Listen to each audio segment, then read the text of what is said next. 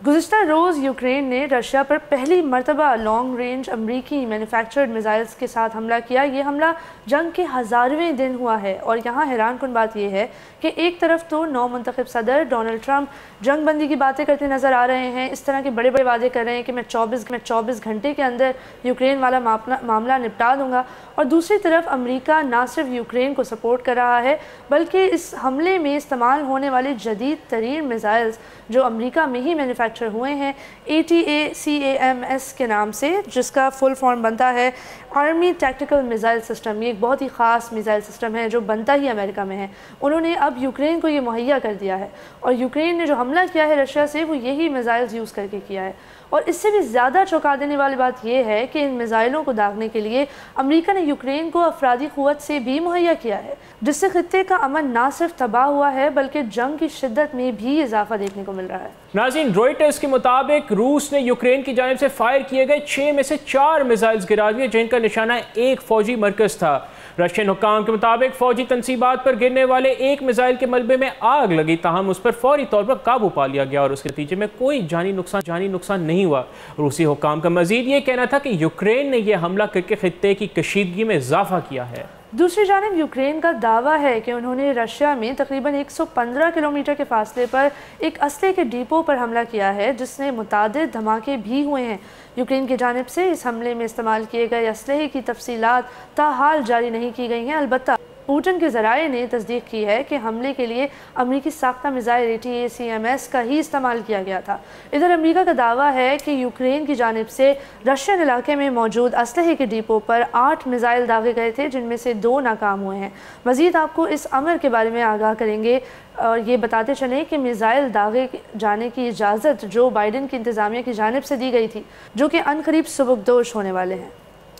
ناظرین، دوسری جانب خطے میں ایک اور جاری جنگ کو ختم کروانے کے لیے گزشتہ کئی روز سے قطر حکومت کی جانب سے کوششیں دم توڑ گئیں انفارچونیٹلی۔ ناظرین، قطر کی حکومت نے اسرائیل اور حماس میں ہونے والے امن معاہدے کی کوششوں کو از خود معطل کر دیا ہے، اور ان کا کہنا ہے کہ اس کی وجہ دونوں فریقین ہی اس امن معاہدے کے لیے تیار نہیں ہیں۔ ذرائع نے دعویٰ کیا ہے کہ حماس کا دفتر امریکی دباؤ کے باعث بند کیا گیا ہے۔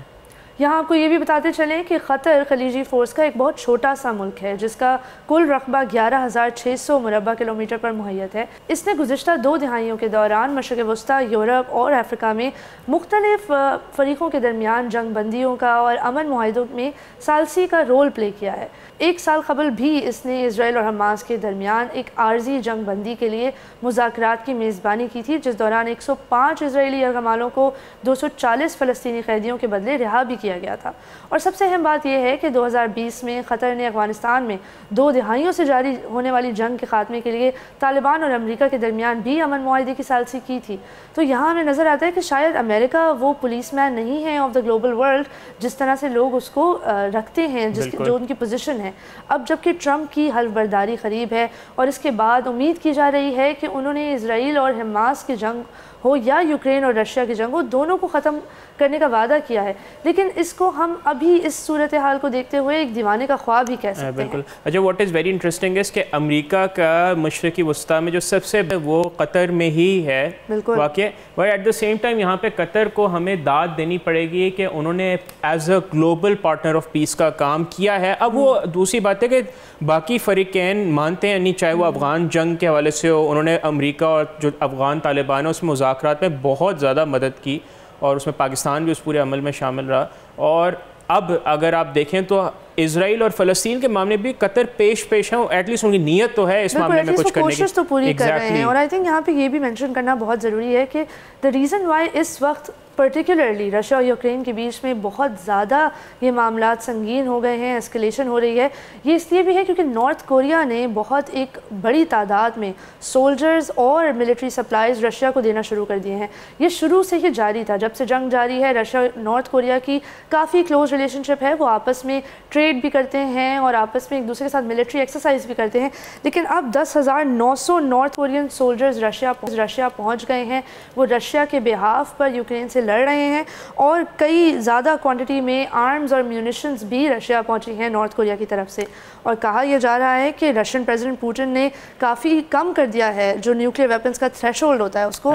تو امریکہ اس وقت کافی زیادہ پریشانی میں ہے. مطلب I think this is bad news for Ukraine in the sense کہ ایک طرف آلریڈی نظر آ رہا ہے کہ مارکو روبیو کی تعیناتی اور جو ڈونلڈ ٹرمپ کا موقف ہے اس جنگ پہ کہ امریکہ اور شاید ویسٹرن ورلڈ تھوڑا ڈسٹنس ہوتا چلا جائے گا یوکرین سے آہستہ آہستہ. لیکن وہیں رشیا کو آج تک رضوان قادریوف جو چیچنیا روس سے اور اب نارتھ کوریا سے بڑی اوور ویلمنگ سپورٹ حاصل ہے. سبسکرائب کریں اور بیل دبائیں تاکہ کوئی خبر رہ نہ جائے.